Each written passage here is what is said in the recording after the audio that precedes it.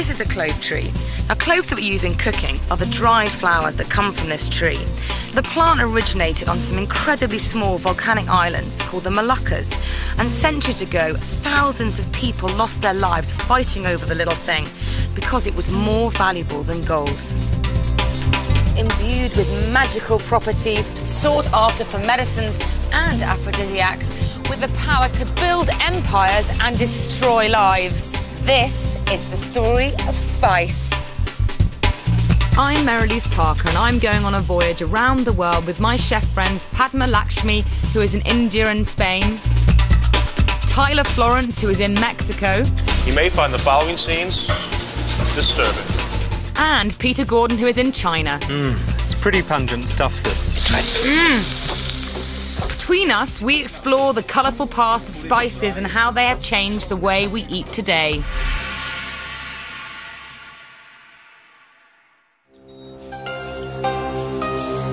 We follow the journey spices made from China over the Silk Route to the Middle East, and from the Spice Islands through the spice ports of Malacca, Sri Lanka and Kerala via Arabia to Europe. And from Central America to Spain, and from there around the rest of the world.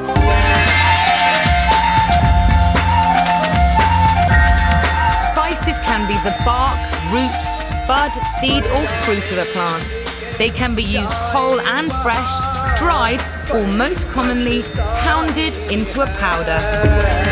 The word spice comes from an old French word meaning special.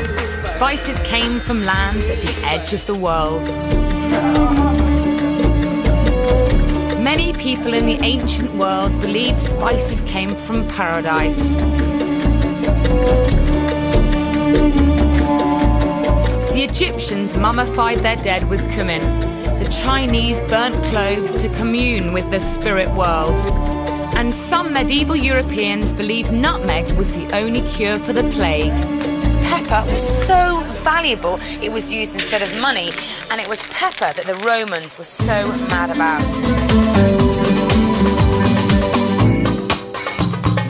I'm in the Roman ruins of Baalbek, situated 50 miles east of Beirut in Lebanon. Here in Baalbek once stood the most impressive temples outside of Rome. They took 10,000 slaves over 200 years to build. And I have to say, this place is totally overwhelming.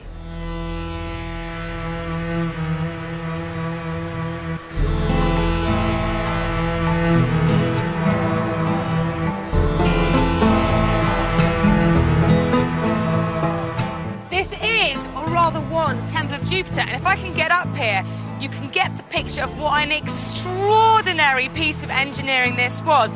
And though only 6 columns remain, they've survived centuries of war and earthquake, and each one is 20 meters tall, and I feel absolutely tiny. Baalbek is situated in present-day Lebanon in the Bekaa Valley. Traders brought their wares from Egypt in the south, through Baalbek and up through Turkey, and then on to Rome. Baalbek has been an important holy place for thousands of years. Under the Phoenicians, it was the scene of human sacrifice and temple prostitution. The Romans added to the Phoenician city, building Baalbek on an extravagant scale, unlike anything in Rome. At its height, Baalbek housed 250,000 people. From time immemorial, traveller merchants trod ancient routes trading spices. They made up fabulous tales to boost their value to a public eager for novelty. Ambergris was said to be the spittle of dragons, and cinnamon was stolen from nests guarded by giant birds. Although the Romans weren't the first to use spices in their cooking, they were the first to use them in industrial quantities, and the one they were mad for was pepper. This is pepper. Rome was ransomed for it, people were murdered over it, and I bet you didn't think about that last time you twisted a bit over your pizza. Black pepper only grew on the Malabar or west coast of India, a 5,000-mile journey to the tables of Rome. The spice capital of the Malabar coast is Cochin in Kerala. It's still today a vibrant port where all sorts of spices are grown and sold. Padma Lakshmi is there to find out more. It's the combination of Kerala's climate, hills, and soil that yield the biggest quantity and some of the best spices in the world. Black pepper is the king of spices here. It's also known as black gold. Ara kilo black pepper tango? Not only was it a prosperous commodity, but it used to be given as a treasured gift to visiting dignitaries. From Rome to the west coast of India was a 3-year round-trip boat ride. But during the reign of Emperor Tiberius, sailors discovered they could use the monsoon winds both there and back and make the trip in a year. So even more precious pepper poured into Rome.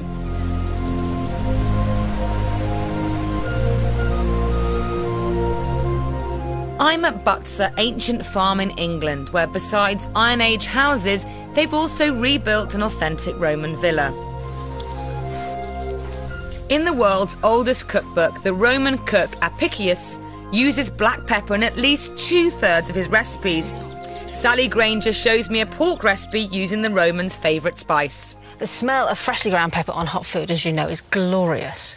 It was important in every dish. Every dish that in the cookery book that survives says finished with black pepper. They're freshly ground. Obsessed with the black pepper, are they? Straight away, I run into a spice I've never seen before. What are they? Now, these are wonderful. This is a bayberry, the laurel leaf, the bay leaf. That as in the laurel leaf that they wore on their head? Exactly, yes. Bay's a very strong flavour. You smell it. It has the aroma of bay leaf. Technically, you can't eat a bay leaf, of course. No, you just add infuse. Exactly. This you can actually put into the food. We also add local Mediterranean spices: lovage, dill, cumin, and coriander. The final one is something called isa fatida. You've heard of it? Yes, I use this great dal, and it stinks. It stinks. It's isa as in resin, and fatida as in fetid. And in India, see again, this is an Indian spice, isn't it? This originated. Well, it actually originated in Afghanistan. That was where it first was grown. Its meat tenderising qualities are paramount. What Sally is cooking is the first recorded example of finger food. You cut it into dice, but you leave it on the skin, and the fat keeps the meat moist. So you have these little cubes of meat, and when it's roasted, they can be pulled off. And there's one more surprise for me. We need to add the magic ingredient, Roman fish sauce. Liquamen, it's called. Fantastic! And I thought fish sauce was Asian. Well, yes, but the Romans and the Greeks, in fact, the Greeks first invented fish sauce. They developed the idea of taking anchovy, small anchovy, and mixing it with salt and allowing them to dissolve and ferment. It should be a tablespoon, but we don't have one because the Romans didn't have tablespoons. Give that a stir for me. So that's our marinade for the meat. Okay. Just pour it like that? Yeah, all over. Apicius tells us that we should now leave the meat to marinate for 3 days. Gosh, it must have been quite interesting by the end of the 3 days. Yes, I think so.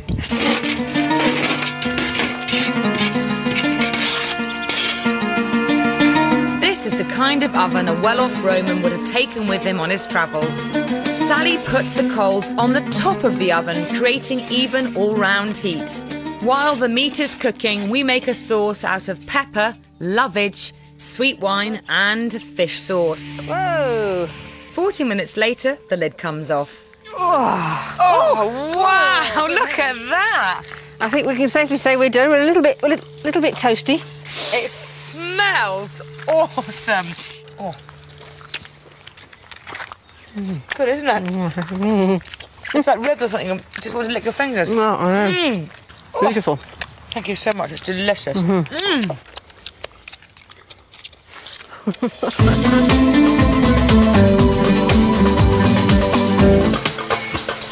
At the other side of the known world, the Chinese were also going nuts for spices. When the Romans and their ambassadors arrived in India, they heard Chinese being spoken, and that was because the Chinese had been trading in spice as early as 200 BC.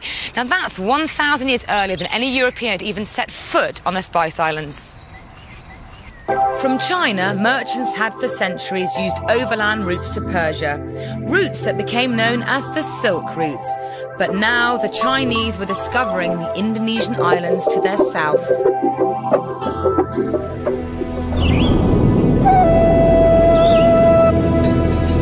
My friend Peter Gordon travels to remote South China, where the Yao tribe have used imported cloves in their cooking for centuries.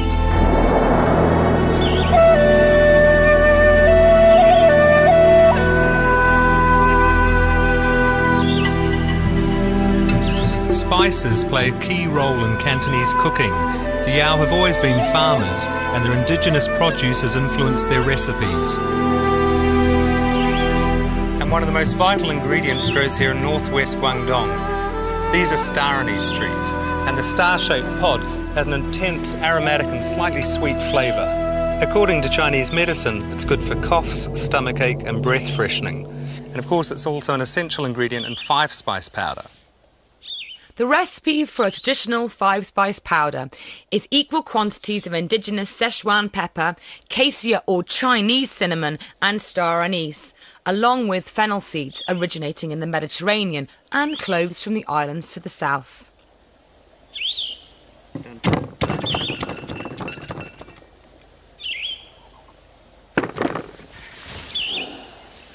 It's pretty pungent stuff, this, and when you're cooking with it, a little goes a long way, so you don't need to use too much, and it does keep for a while.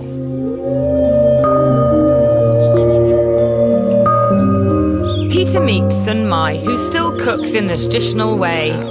Okay, what are we going to do? Now first you have to chop the chili, some ginger.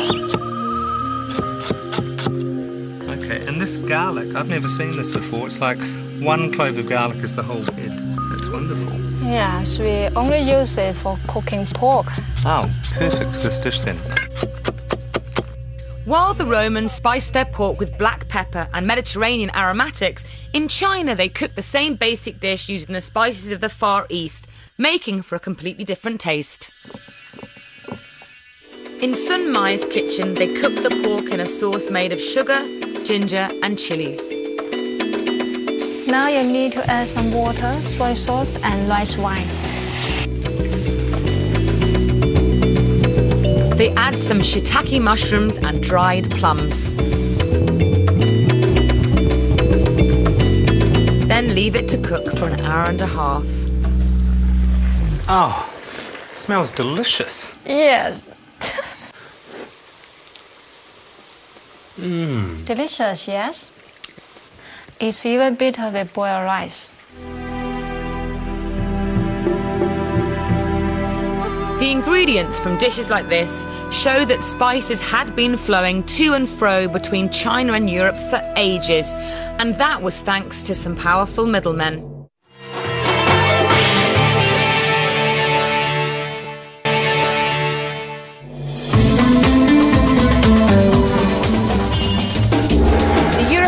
Were mad about spices, but where spices came from, Christians feared to tread, so they used the Arabs as middlemen.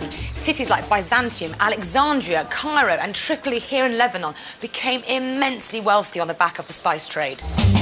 Arabs took control of all the key spice ports of the Mediterranean as Islam spread from Arabia west towards Morocco and east to the Malabar coast in India. Now I'm here at a caravanserai, which is kind of like a camel motel where over 1,000 years ago camels laden with spices would come to rest after their long and incredibly hard journeys across the Arabian deserts. Later, restaurateur Nazi shows me the spices I need for traditional Lebanese cooking. I can see cumin, spied it here. Smell it. Can I smell? Huh? Jamon. I can taste it myself. Yeah, I love it. Nice, too fresh. It's great. Cumin has a sweet aroma with a mildly bitter taste. It's native to the eastern Mediterranean and has been used for over 5,000 years. It was thought in medieval Europe to encourage faithfulness. Is there anything that you think I shouldn't leave Lebanon without? I think Any there's spice? another thing, something traditional thing here. They use the sumac. Sumac. Can I try some sumac? 100 grams sumac. And is sumac a mixture of spices? It's a kind of a tree, exactly, you know. It's a tree, it's actually a spice itself. Naz tells me that sumac is used widely in Lebanese, Iranian and Turkish cuisines. The Romans used sumac as a souring agent, in the same way we would use lemon juice.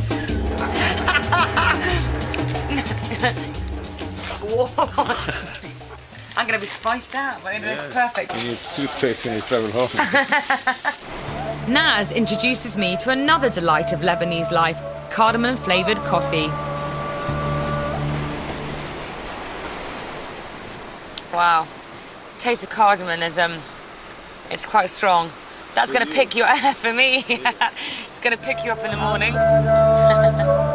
Cardamom is part of the ginger family and grows in southern India. Hand-picking is essential so as not to damage the pods, which is why cardamom is one of the most expensive of all spices. Arab traders became addicted to cardamom coffee, known as galwa. Good manners dictate that you drink at least 3 cups, which gets me out of my seat.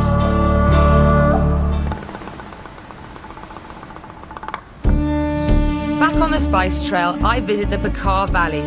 Peaceful at the time of my visit, now politically volatile.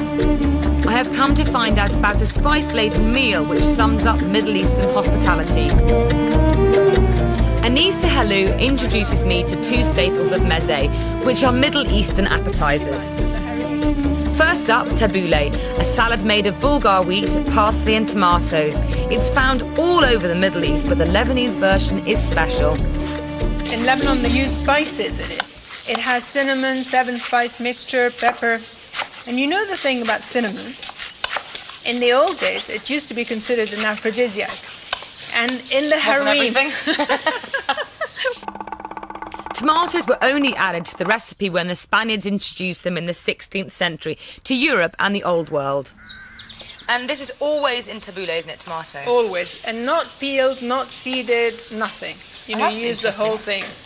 Well, also because you want it to crunch and you don't want it to be too soft.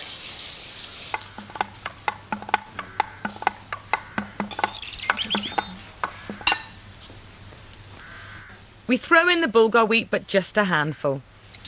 I can put a little bit more. Aphrodisiac. The cinnamon. And quite a bit. The 7-spice mixture. Now, this is a very interesting mixture. It's 7 spices. We use it in a lot of different things in Lebanon. The 7-spice mix includes black and white pepper, cinnamon, cloves, nutmeg, ginger and sumac. Oh, can I help? I'll go around the outside. Here, let me do this side and then... Anissa also shows me how to make the classic dish hummus, which we garnish with paprika. Just looks like a picture, That's you know. it. Now, the Turks do hummus slightly differently. And what they do is that they season the hummus with cumin and paprika. And so the hummus is a little bit less creamy in color, a bit darker, and spicier, not hot spicier, but tastier. Another spice native to the Eastern Mediterranean is saffron. The Arabs took it west with the spread of Islam into Moorish Spain, where 70% of the saffron now grows. Padma goes to Spain to tilt at windmills. The region of La Mancha is best known for Don Quixote and those famous windmills, but it's also the place where Spain's precious crop of saffron is harvested. Saffron comes from the delicate crocus flower which blooms for only a few weeks a year. The fragile red stamen inside the flower must immediately be hand-picked. This painstaking labor is celebrated at the World Championship of Saffron Picking. It takes about 200 flowers to yield 1 single gram, which is why saffron is so expensive.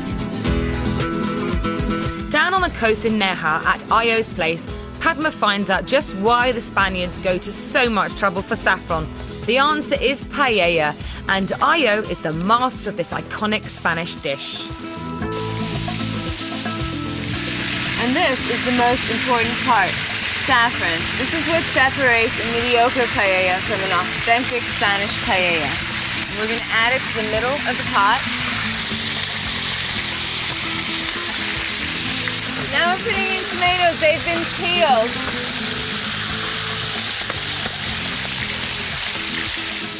At this point, we're going to add some green peppers. Io adds a Spanish short grain rice called bomba, and his secret ingredient is his tasty stock, made from chicken, seafood, and locally grown vegetables. It's hard to imagine paella without the distinctive taste and even colour that saffron, a spice from the east, gives this classic Spanish dish. Buenísimo.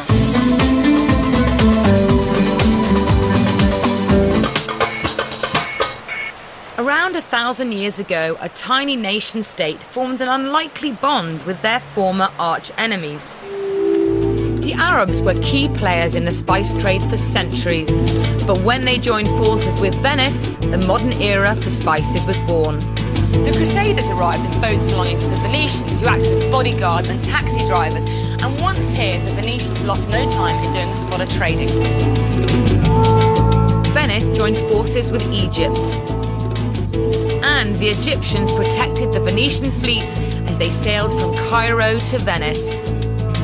By the end of the 12th century, thanks to spice, Venice was the richest state in the world.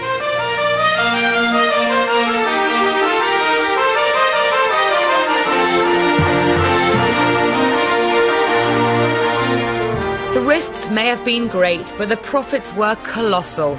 The likes of Venice's extravagant wealth was unseen before in the Western world and spelled an end to the Dark Ages in Europe.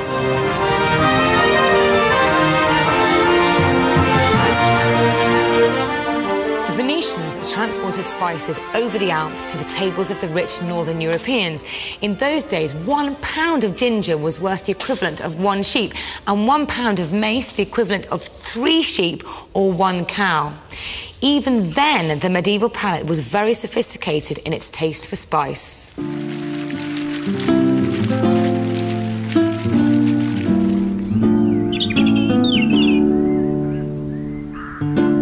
Hampton Court Palace in England was in its day the grandest, most sophisticated palace in Europe.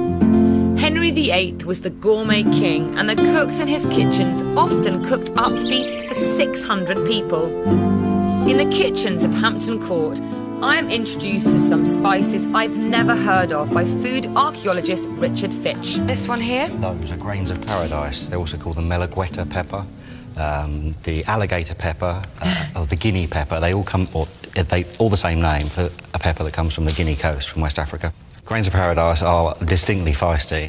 This I don't recognise here. What's this one? That, which looks like juniper berries, they are in fact cubebs, also called the Javan-tailed pepper.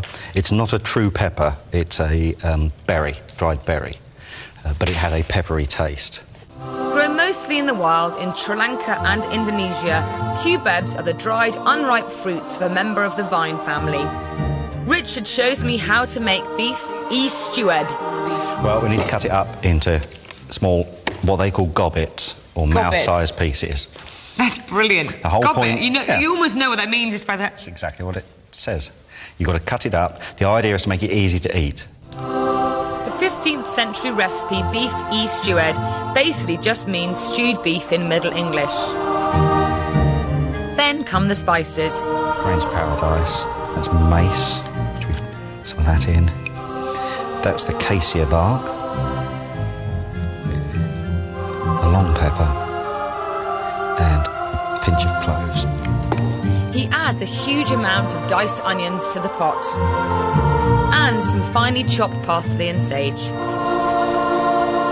We leave it to cook for 4 hours. This slow reduction of the sauce was designed to blend the flavours and tenderise the meat.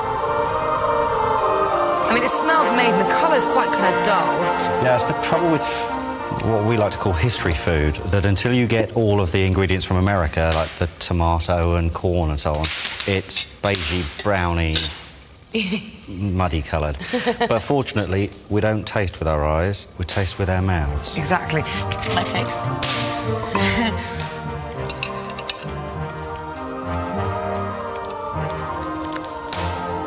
Wow. I really thought I wasn't going to like that, and it is absolutely delicious. There are so many flavours in there that are kind of familiar, but they're like a distant cousin. You know, I can taste pepper, but it's so much more sort of perfumed. If you get the balance right, it stops being spicy and becomes spiced, and that's the aim. At the end of the 15th century, Venice still dominated the European spice trade, But a power over on the western edge of Europe wanted a piece of the action.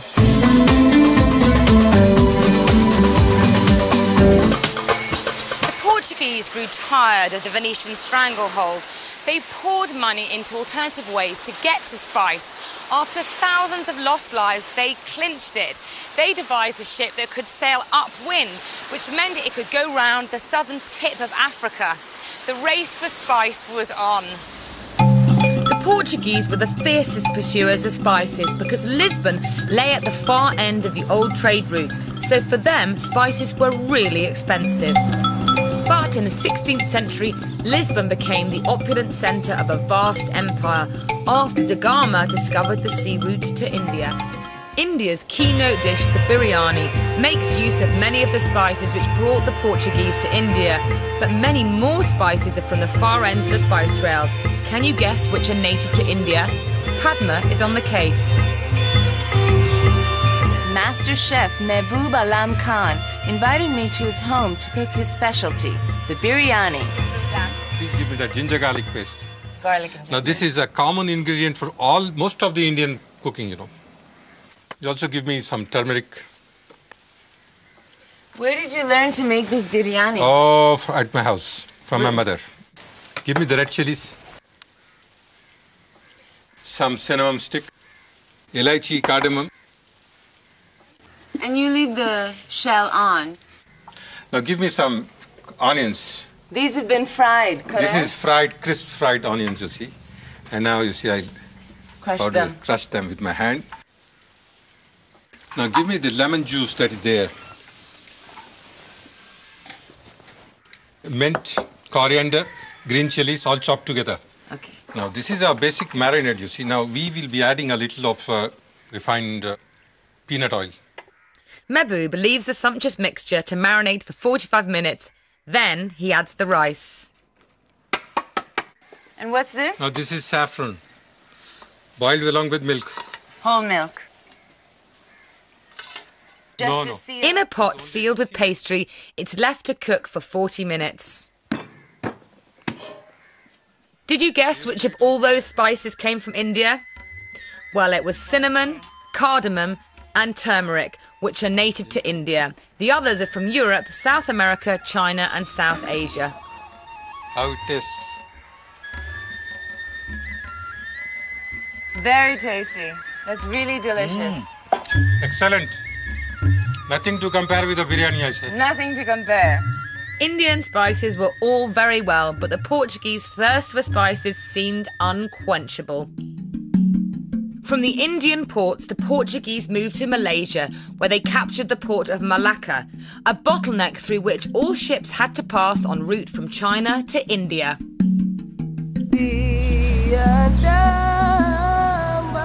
Malacca was a huge prize, the richest port in Asia. By the time the Portuguese arrived in 1511, Malacca was already a wealthy centre of trade for the Chinese, the Indians, the Thais, and the Indonesians. It was also a jumping-off point to the Spice Islands to the east. As one medieval chronicler put it, whoever is the Lord of Malacca has his hand on the throat of Venice. In Malacca today, you can still see the influence of the Portuguese in a number of their traditional dishes.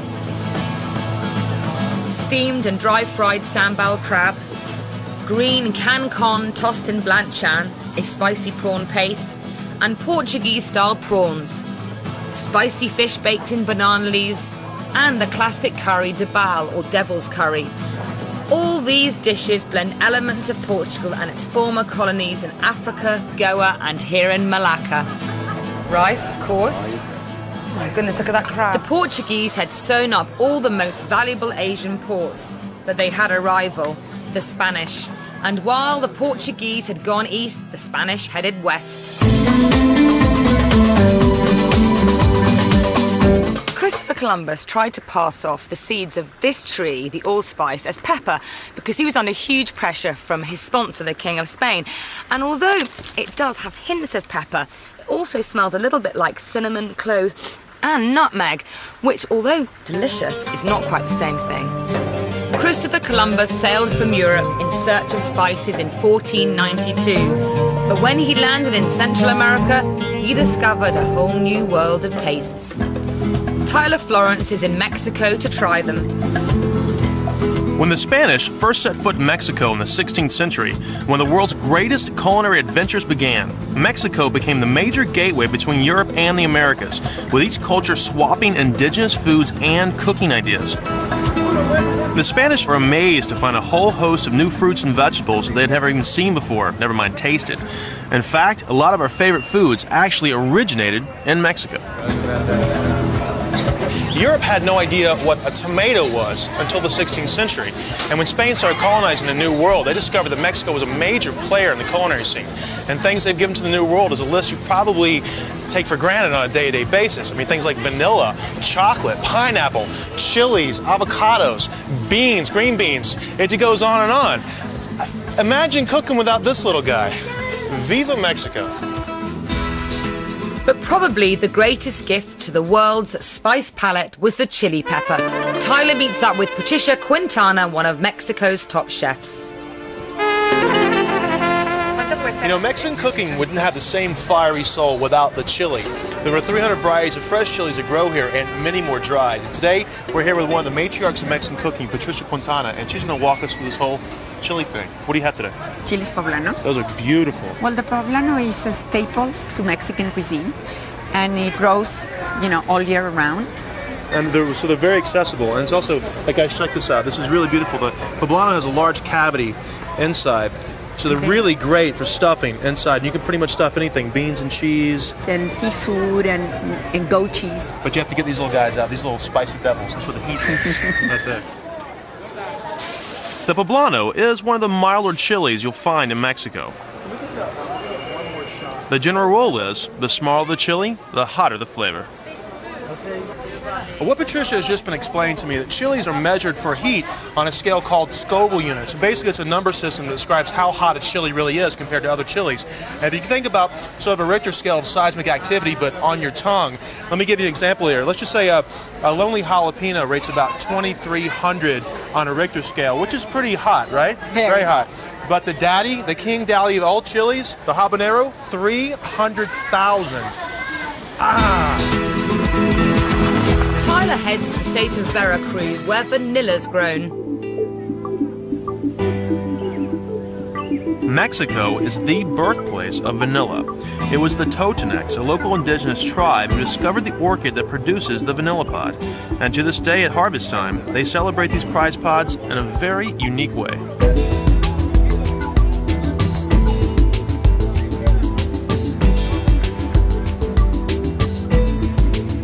Those mad flyers above me are known as voladores, and they are the native Totonac people of Veracruz. And they're kicking off a 7-day festival celebrating the vanilla bean. Look at that. 3 times a day for the week-long festival, the voladores take their life into their own hands, suspended from a twisting, falling rope for up to 15 minutes.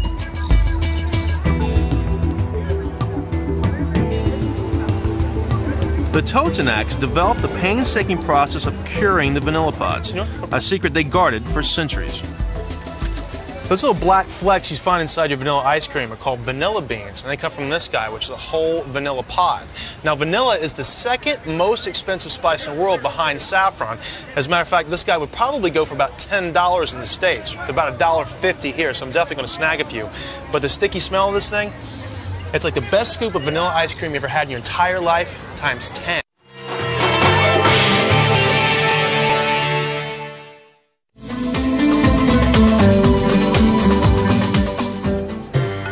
Meanwhile, back in Malacca, the Dutch were closing in on the Portuguese.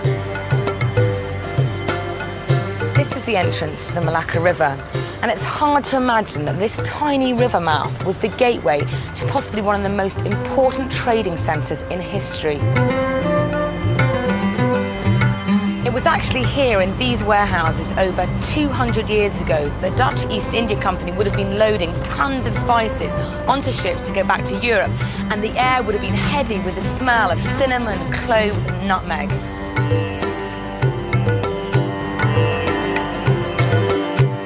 The Dutch stole the precious port of Malacca from the Portuguese, and from here they could access the 2 islands in the Moluccas to the southeast, which were home to the most valuable spices of all.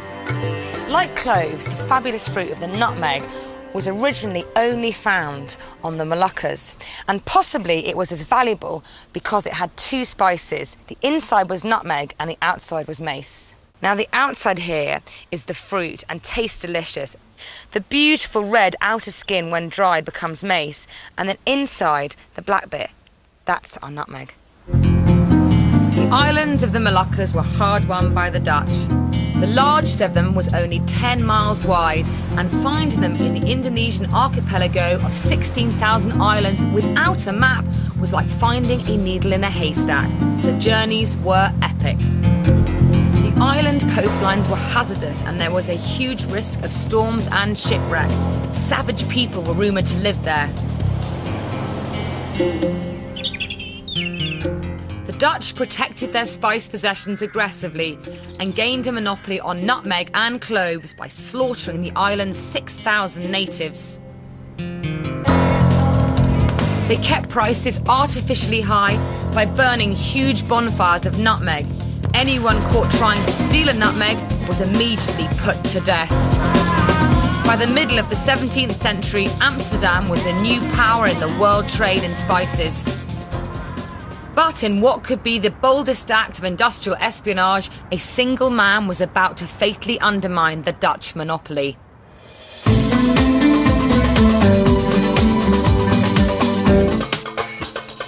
Mauritius, an island paradise in the middle of the Indian Ocean.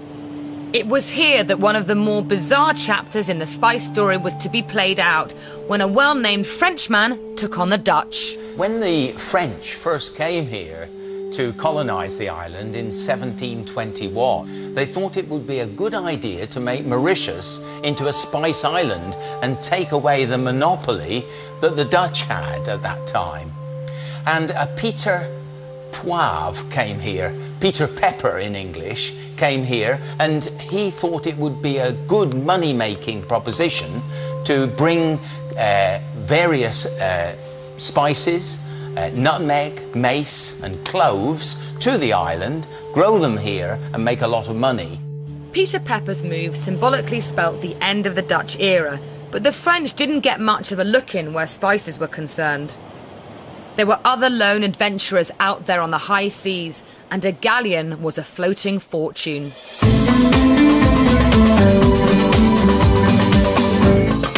This is the Golden Hind, an exact replica of the boat Sir Francis Drake sailed around the world in 1577. After plundering Spanish galleons along the coast of America, Drake arrived in the Spice Islands of the Moluccas. He made a deal with the local sultan and left with 6 tons of cloves. When Drake arrived in England, his hold full of gold and spices, he was able to pay back his investors 47 times over. To the British, he was a hero. To the rest of the world, a pirate. Drake's hugely successful trip led to the setting up of the British East India Company, whose aim was to exploit Asia's markets. The British gained the tiny spice island of Run in 1603, later swapping it for the then altogether less spicy island of New York. Eventually they took hold of the Malaccan Straits and ended the Dutch stranglehold. Just up the straits from Dutch Malacca, the British established their own base in Penang, and you can still see the British influence in these grand buildings in Georgetown, Penang's capital. In 1786, a Royal East India Company captain, Francis Light, made a deal with the local sultan and invited people from all across the British Empire to settle here. 2 main communities were established here and still thrive today: Chinatown and Little India. The local spice shops go back generations, and I'm going to meet journalist Himanshu Bhatt to find out more. This is Mira Saib. My family has been shopping here for the last 30-40 years. Obviously, some of these spices I recognise. I mean, like things like star anise and pepper and cloves. Would they all have been shipped in from India? Originally from other places like the Moluccan Islands, Sri Lanka, Kerala in India. It's a fantastic shop. I tell you, it smells just... I literally close my eyes and I could be in India, you know? It's fantastic. Today, spices are very much part of the food of multicultural Malaysia, where amongst others, the Chinese, the Portuguese, the Dutch and the British have all stopped off. And now Malaysia is home to Asia's biggest spice farm, Nazuha, covering 300,000 acres with 100,000 plants. It exports its organic spices all over the world. I'm going to Langkawi to meet Shukri, the owner of the celebrated Lighthouse restaurant, to have a lesson in Malay cooking. One of Malaysia's modern-day dishes is reflective of its varied past as a spice trader's mecca. And now we're going to make something very special. Right. What are we going to make? It's a beef rendang. Delicious. The key dish includes pounded chili, onions and lemongrass. Then galangal, ginger, then garlic. You need all the other spices. Oh, star anise. Star anise, yeah. Cinnamon, cloves. Cinnamon, cloves, flour. Cardamom. That's it, cardamom. They're like the aromatics, aren't they? That's right, you need all this for the aroma. These are the real stars of this dish. Oh! Oh, yeah, put that in. Yeah. Yes, fantastic. Yeah, right. Great. Yeah. Now is the time for us to put our beef. But there is one last magic ingredient, another great aromatic. Turmeric leaves. Oh, turmeric leaves. Turmeric Obviously, I've seen leaves, turmeric. yeah. Does it smell like turmeric? Yeah, it smells turmeric. The reason we use the leaf because the leaves have more aroma. All you have to do is just shred it into pieces, yeah. We add kaffir lime leaves and coconut milk. The secret ingredient is pounded toasted coconut flesh called keriset. It's really going to thicken it up even more. So it's supposed to be quite dry, isn't it? Yeah, it's supposed to be dry. I'm going to try. Can I have a sneak preview? Please, yeah. I'll do the same. Let me try. The meat is meltingly tender. It's incredible how all the spices have rendered in sort of really in-depth flavour. And the meat is just melting. Oh, fantastic. By the end of the 19th century, the British had reached into all corners of the known world. For over 100 years, British traders have been bringing back plants to this place, Kew Gardens in London, home to the largest plant collections in the world. Here specimens could be checked and cross-checked, all 80,000 of them. Research which still continues today. The British planted spices everywhere.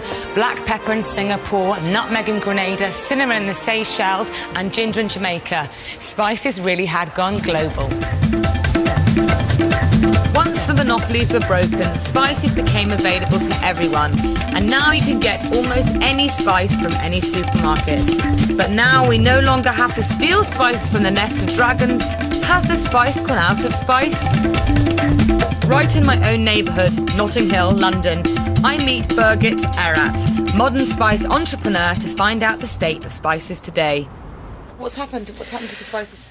Mass produced, they have cash crops. You know, Right. the demand now is so high on spices. They produce three crops a year on the same field. I mean, can you tell me what nutrients are left in that root of Yeah. the cumin or the coriander or the cardamoms? Like in certain places, especially the mass-produced ones, they're allowed to take 33% of the volatile oils out of spices to use as flavorings in the food industry. And then they have to come in with chemicals to make that up again. But do you think that there's, you know, it's happened in other types of farming, is that people are now craving the real thing again? You know, people started to write about it, people like you opening shops. Yeah. So, you know, hopefully there's still a market for the small people that are doing things right. The spices are really coming again, but real spices, not what you get in the supermarket. You know, when people buy saffron and I tell them it takes like 80,000 flowers to make 1 ounce of saffron, you know, or vanilla pods take 2 years to grow and it's still hand pollinated.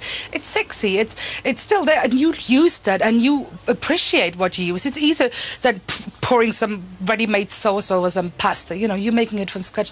It's love, it's From the heart. inspiring, and it's just, you know, the smell and the touch of it is just, you know. Today, spice trails cover the world. Now, cumin from the Middle East is often associated with Mexico, while chilies from Mexico are now used more in places like India. Fennel seeds originally from southern Europe are used more often in China. Ginger from India is used copiously in Caribbean food, and turmeric from India is used a lot in the food of North Africa, while cinnamon from Sri Lanka is massive in Indonesia. Fortunes have been made, empires been built, even a new world discovered through spice.